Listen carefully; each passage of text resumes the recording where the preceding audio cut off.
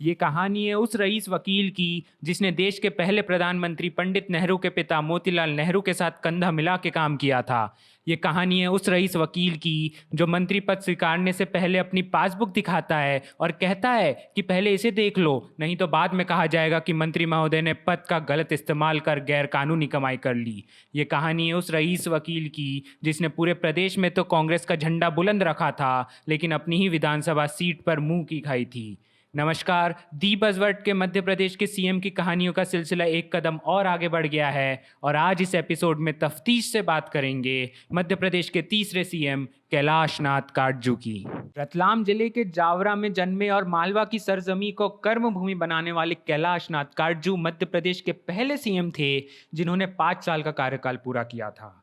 आज़ादी के पहले से वकालत की दुनिया में नाम कमाने वाले काटजू को राजनीति में एंट्री उन्हीं के वकील दोस्त और देश के पहले प्रधानमंत्री पंडित नेहरू ने करवाई थी। लेकिन प्रदेश की राजनीति में काटजू की सक्रियता की अलग कहानी है।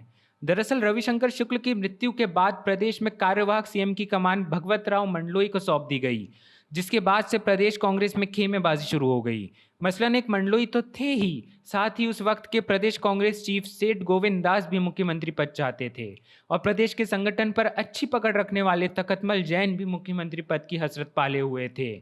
इसके बाद चोर चोर मौसेरे भाई वाली प्लानिंग शुरू हो गई। मतलब मंडलोई को सीएम पद से हटाने के लिए सेठ गोविंद दास और तखतमल जैन साथ हो लिए और तखतमल जैन गोविंद दास के साथ मिलकर मंडलोई को सीएम पद से हटाने की सिफारिश लेकर आला कमान के दरवाजे खटखटाने लगे और नेहरू को तो मानो इसी का इंतजार था। तखतमल और गोविंद दास को लगा कि अब उनका नंबर आएगा, लेकिन नेहरू ने फिर से वही किया जिसके वो माहिर थे। दरअसल नेहरू ने अपनी ही कैबिनेट के मंत्री कैलाश नाथ काटजू की सूबे के मुख्यमंत्री के रूप में पैराशूट लैंडिंग करा दी। इसके बाद प्रदेश कांग्रेस में हलचल मच गई। तखतमल और गोविंद दास को पता ही नहीं चला कि नेहरू ने कितनी चालाकी से उनके पैरों के नीचे से जमीन खींच ली और पॉलिटिकल पंडितों का मानना था कि नेहरू ने एक ही तीर से 2 निशाने लगा दिए। एक तो मंडलोई को हटाकर संगठन मजबूत करने की कवायद कर दी, वहीं दूसरी और अपने ही भरोसेमंद नेता काटजू को केंद्र से हटाकर भोपाल भेज दिया, जिससे काटजू की खाली हुई केंद्रीय मंत्री की सीट अपने एक और विश्वास पात्र वीके कृष्ण मेनन को सौंप दी।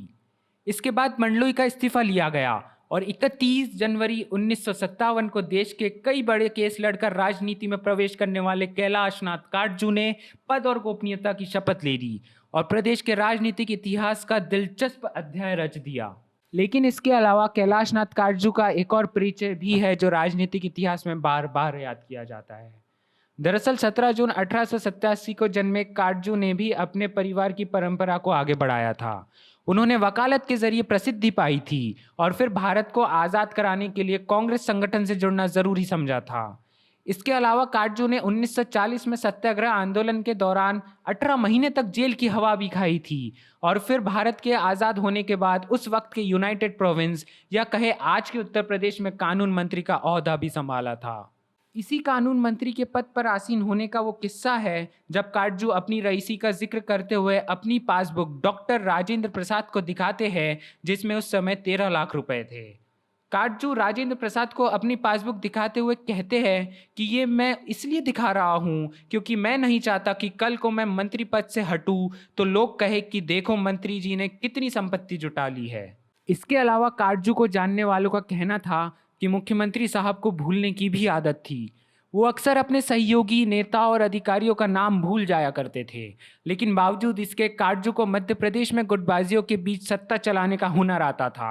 उन्होंने पूरे 5 साल की सत्ता में प्रदेश के हर खेमे को साथ के रखा था और अपने कार्यकाल में उन्होंने जनता के हर वर्ग का ध्यान रखते हुए जन कल्याणकारी योजनाएं भी शुरू की थी। यहाँ तक तो काटजू का राजनीतिक ग्राफ लगातार चढ़ाई कर रहा था, लेकिन 5 साल खत्म होने के बाद साल 1962 में मध्य प्रदेश फिर से चुनावी रंग में रंगने लगा था।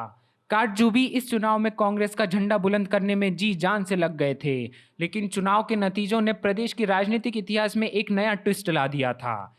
इन चुनाव के नतीजों ने साबित कर दिया था कि राजनीति में चुनाव किसी भी नेता का करियर बना भी सकते हैं और बिगाड़ भी सकते हैं। दरअसल नतीजों में कांग्रेस मुश्किल से बहुमत तक तो पहुंच गई थी, लेकिन मुख्यमंत्री काटजू को अपनी ही विधानसभा सीट पर जनसंघ के उम्मीदवार लक्ष्मी नारायण जमनालाल से हार का सामना करना पड़ा था। कांग्रेस ने 296 में से 144 विधायक जीते थे और बहुमत के लिए 4 अन्य विधायकों का सहारा लिया था। कांग्रेस यह चुनाव जीत कर भी हार गई थी क्योंकि उसके मुख्यमंत्री ही अपनी सीट नहीं बचा पाए थे। ऐसे में तखतमल जैन को आनन फानन में दिल्ली तलब किया गया और फिर भोपाल में हवा उड़ने लगी कि आखिरकार अब तखतमल जैन का नंबर लग ही जाएगा। आखिरकार अब सीएम का तख्त तखतमल को मिल ही जाएगा। लेकिन दिल्ली से जिसका नाम सीएम पद के लिए तय किया गया था वो नाम था भगवंत राव मंडलोई का, जिसको पहले भी कार्यवाहक सीएम के रूप में देखा जा चुका था। इस सदमे से उभरने के बाद कैलाशनाथ काटजू प्रदेश की सियासत में फिर से शिखर पर पहुंचने के लिए उपचुनाव का सहारा लेना चाह रहे थे। लेकिन फिर पूरे देश में कामराज प्लान लागू हो गया और काटजू का वापसी का प्लान धरा का धरा रह गया। इसके बाद 75 साल के कैलाशनाथ काटजू ने राजनीति से और राजनीति ने कैलाशनाथ काटजू से लगभग नमस्ते कर लिया था। कैलाशनाथ काटजू की राजनीतिक कहानी इतिहास के पन्नों में अमर रही है और साथ ही अमर रही है काटजू की वकालत की विरासत। काटजू के 3 में से 2 बेटे ब्रह्मनाथ और शिवनाथ ने हाई कोर्ट के जज के ओहदे संभाले थे।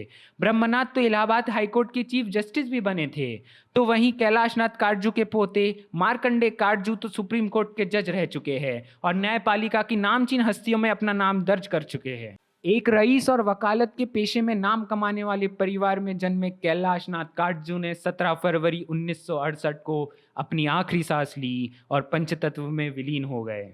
और उस दिन देश ने एक ऐसे जननायक को खो दिया जिसका लोहा आम इंसान से लेकर कई बड़े बड़े नेता और वकीलों से लेकर नेहरू परिवार भी मानता था।